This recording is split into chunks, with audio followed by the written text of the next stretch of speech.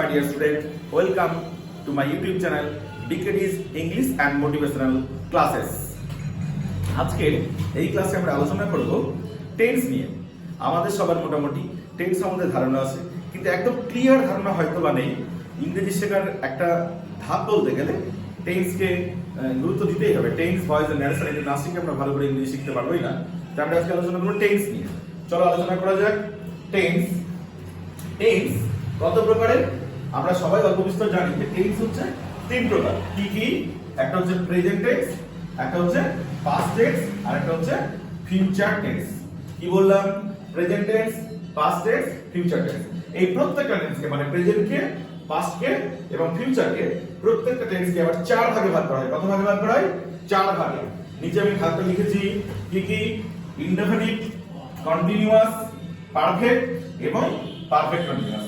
আর একবার indefinite, continuous, perfect এবং perfect continuous.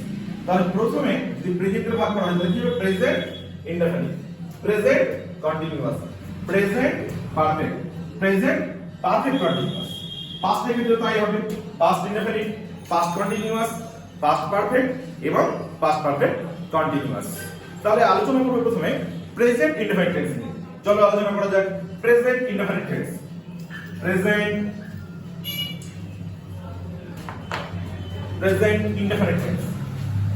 Present indefinite. I N D E F I N I T E. Present indefinite. Present indefinite tense কাকে বলে? আমরা জানবো present indefinite টেন্সের ডেফিনিশনটা। সাধারণভাবে বর্তমানকালে, কি বললাম? সাধারণভাবে বর্তমানকালে কোনো কাজ করা বা হওয়া বোঝাতে প্রেজেন্ট ইনডেফিনিট টেন্স ব্যবহার করা হয়। আমি আবার লিখে দিচ্ছি। সাধারণভাবে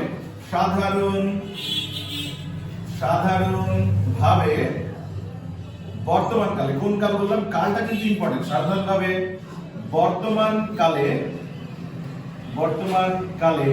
কোনো কাজ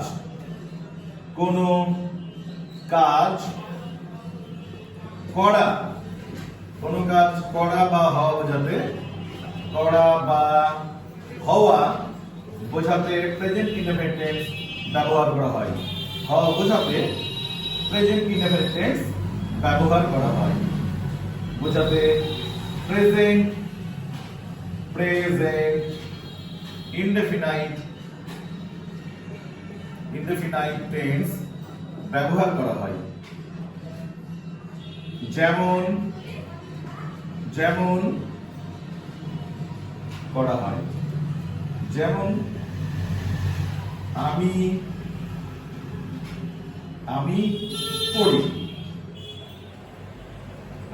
পড়ি। তাহলে কথা হচ্ছে, দেখো আমি পড়ি এটা বাক্য, এটা কোন কাল বোঝাচ্ছে? উত্তর হচ্ছে বর্তমান কাল। সাধারণভাবে বর্তমানকালে কোনো কাজ করা বা হওয়া বোঝাতে প্রেজেন্ট ইনডেফিনিট টেন্স ব্যবহার করা হয়।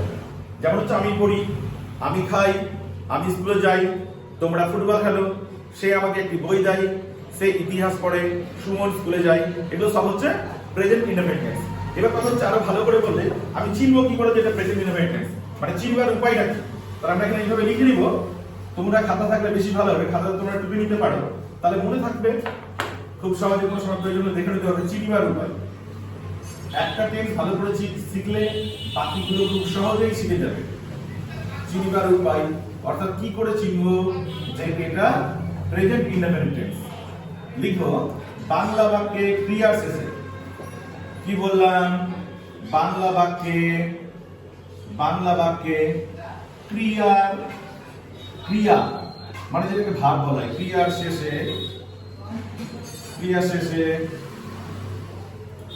ই, অ, এ, অন্ত্যেষ্ঠ, হস্যি, দীর্ঘী, হস্যু, দীর্ঘ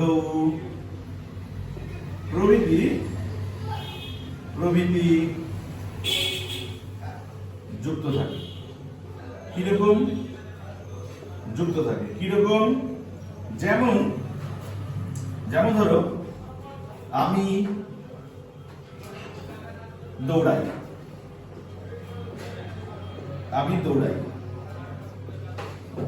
তুমি লেখো। এগুলো সব হচ্ছে প্রেজেন্ট ইনডেফিনিট টেন্স। তাহলে দেখো আমি দৌড়াই, এটা কোন কাল বুঝিয়েছে? বর্তমান কাল। দেখো ক্রিয়ার সাথে কি যোগ আছে? হর্ষই যোগ আছে। আমি দৌড়াই, তুমি লেখো, ও যোগ আছে। মানে লাস্টে গিয়ে যেরকম আমরা ওই শিখি না, ওই কারো শিখি, কারোকে দেখবে কোনো কিছু বিভক্তি আছে, তো এখানে গিয়ে দেখবে যে লেখো, ও যোগ আছে। এটা থেকে বুঝবো যে এটা হচ্ছে প্রেজেন্ট ইনডেফিনিট টেন্স। এবার প্রেজেন্ট ইনডেফিনিট টেন্স শিখে গেলাম, এবার বাক্যটাকে গঠন করবো কি করে, মানে আমরা ইংরেজিতে ট্রান্সলেশন করবো কি করে। তাহলে দেখো খুব সহজেই মনে রাখবো, বাক্য গঠন প্রণালী। কি বললাম? বাক্য গঠন প্রণালী। বাক্য গঠন প্রণালী মানে কি করে ইংরেজিতে ট্রান্সলেশন করবো। তাহলে কি লিখবো? প্রথমে সাবজেক্ট,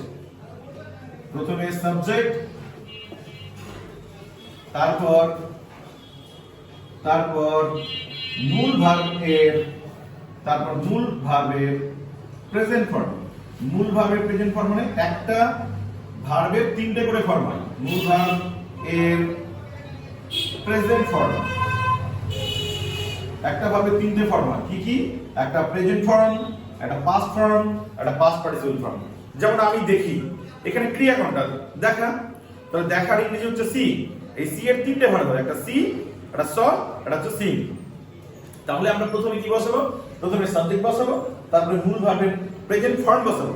কিন্তু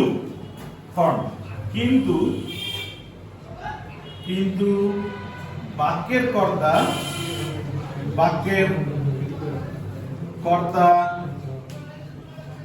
থার্ড পারসন, থার্ড পারসন, বাক্যের কর্তা থার্ড পারসন, সিঙ্গুলার হলে ভার্বের সঙ্গে এস বা ইএস বসে। ভার্ব এর সাথে এস অথবা ইএস যোগ করতে হয়।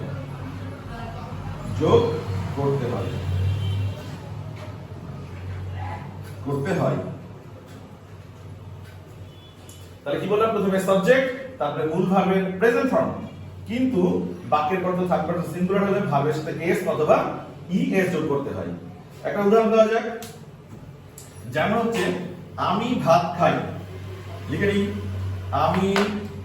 আমি ভাত খাই। এখানে সাবজেক্ট কোনটা? আমি ভাত খাই। এখানে সাবজেক্ট কোনটা? আমি ইংরেজি কি হবে? আই। তারপরে কি বলছে? আমি ভাত খাই। আমি কি খাই? ভাত। তাহলে প্রথমে সাবজেক্ট বসাবো, তারপরে মূল ভার্বের প্রেজেন্ট ফর্ম বসাবো। তাহলে খাওয়ার ইংরেজি কি? ইট। I eat. কি খাই? রাইস। তাহলে এটা হয়ে গেল প্রেজেন্ট ইনডেফিনিট টেন্স। কিন্তু যদি এরকম হতো সুমন ভাত খাই, তাহলে কি লিখতাম? সুমন ইট রাইস লিখলে কি ঠিক হতো? সুমন ইট রাইস ঠিক হতো না। কি হতো? Suman eats rice. কেন? সুমন হচ্ছে থার্ড পারসন সিঙ্গুলার। আমি, আমরা, তুমি, তোমরা বাদে যা আছে সবই হচ্ছে থার্ড পারসন। একজন বোঝালে সিঙ্গুলার, একের অধিক জন বোঝালে প্লুরাল। তাহলে এখানে সুমন বুঝিয়েছে, সুমন হচ্ছে থার্ড পারসন সিঙ্গুলার। তাহলে কি হবে? Suman eats rice. ঠিক এইরকম করেই যদি হয় রাজু মাঠে দৌড়ায়, তাহলে রাজু রান লিখে কি ঠিক হবে? না, Raju runs in the field, কারণ রাজু হচ্ছে থার্ড পারসন সিঙ্গুলার।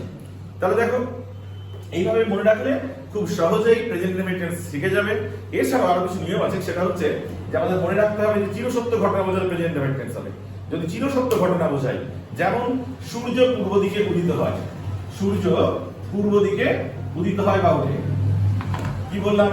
সূর্য পূর্ব দিকে